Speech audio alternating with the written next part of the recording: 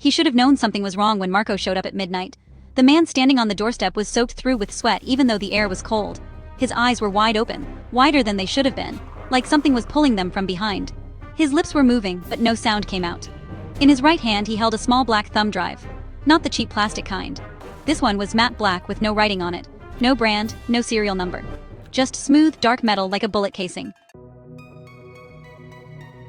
Marco was the kind of friend who showed up with beer on a Tuesday just because.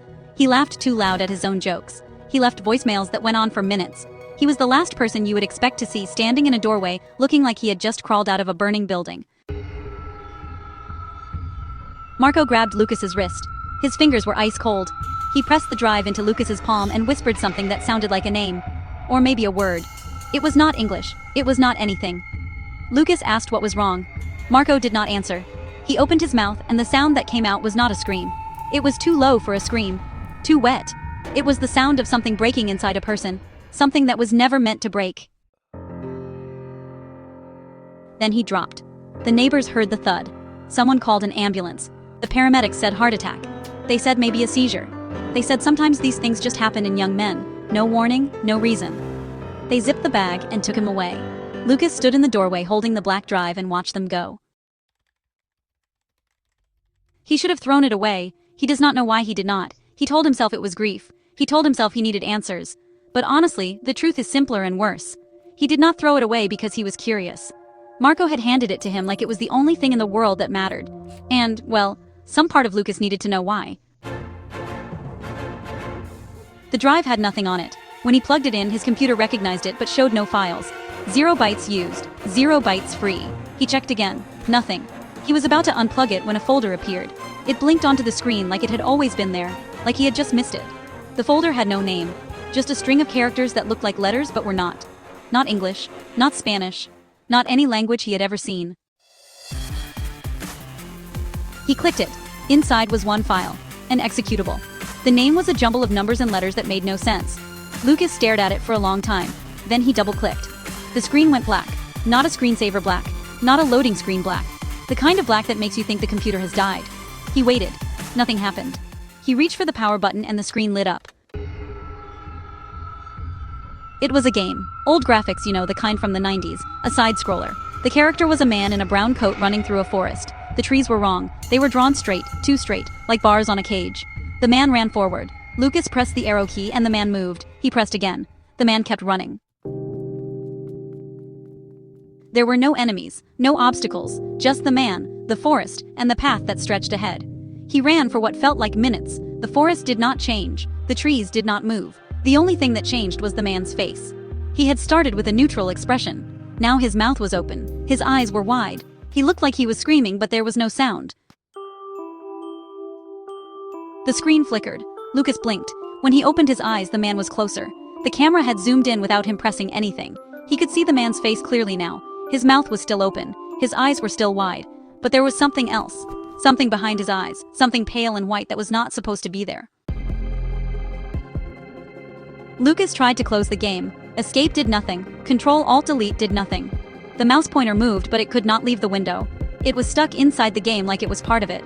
He pressed the arrow key again. The man took one step forward. The forest around him changed. The trees bent inward. The path narrowed. The sky, which had been blue a moment ago, was now a deep red. Not sunset red. Blood red.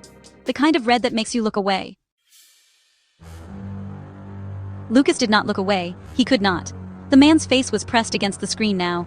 His mouth was stretching wider than a mouth should stretch. The corners were splitting. The skin was tearing. Lucas could see the muscles underneath, wet and pink, pulling apart like taffy. The man's hands came up and pressed against the glass. His fingers were bending backward. The knuckles were popping. The bones were pushing against the skin. A sound came from the speakers. Low at first. A humming. Then it grew. It became a voice. Not the man's voice. Something deeper. Something that did not come from a human throat. It was saying something. A phrase. Over and over. Lucas could not understand the words, but he understood the shape of them. They were the same sounds Marco had whispered before he died. The screen went black again. When it came back, the man was gone. The forest was gone. There was a room, a bedroom. The walls were white. The bed was unmade. There was a dresser with a mirror. Lucas recognized it. It was his bedroom. The game was showing him his own bedroom. He was sitting in his chair. He was looking at his computer. His hands were on the keyboard. His eyes were open, but he was not moving. The version of him in the game was frozen, staring at the screen the same way Lucas was staring at the screen now. Lucas tried to look away. He could not. His eyes were locked on the monitor. He tried to pull his hands off the keyboard. They would not move. He tried to stand up. His legs would not respond. The screen flickered. The version of him in the game moved. It turned its head. It looked at the mirror on the dresser. In the mirror, something was standing behind him.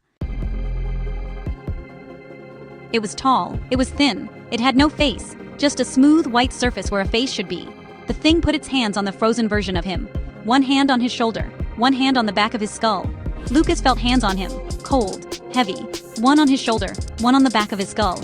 He tried to scream. His mouth opened but nothing came out. The thing in the mirror tilted its head. It was looking at him. It was looking through the screen. It knew he was watching. The version of him in the game started to change. His skin turned gray. His eyes sank into his skull. His mouth stretched open, wider and wider until the jaw cracked. The thing behind him was pushing something into him, something white, something that moved under his skin like worms. Lucas watched himself become something else. He watched himself die and keep moving, keep twitching, keep staring at the camera with eyes that were no longer eyes. A number appeared on the screen. Red, glowing, 10. He tried to move. Nothing. 9. He pushed against whatever was holding him. Nothing. 8. 7. He felt his fingers twitch. 6. He pulled one hand off the keyboard. 5. He grabbed the edge of his desk. 4. He pulled himself out of the chair. His legs buckled. 3. He hit the floor. 2. He crawled toward the wall, toward the power strip, toward anything that would stop it. He ripped the cord from the socket. The screen went black. The room was silent. Lucas lay on the floor for a long time, breathing, listening to his own heartbeat. He could still feel the cold on his shoulders. He could still see the thing in the mirror, the smooth white face, the hands that were not hands. He did not throw the drive away. He could not. It was on the floor next to him, still warm, still humming with something that was not electricity. He picked it up. He walked to the bathroom. He dropped it in the toilet. He watched it sink. He watched the water turn black. He flushed and it was gone. Lucas tells himself it is gone. He tells himself the number stopped at 2. He tells himself he will never know what happens when it reaches 0.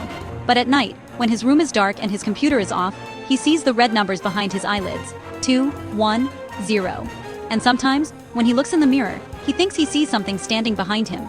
Something tall, something thin, something waiting for him to plug in one more drive.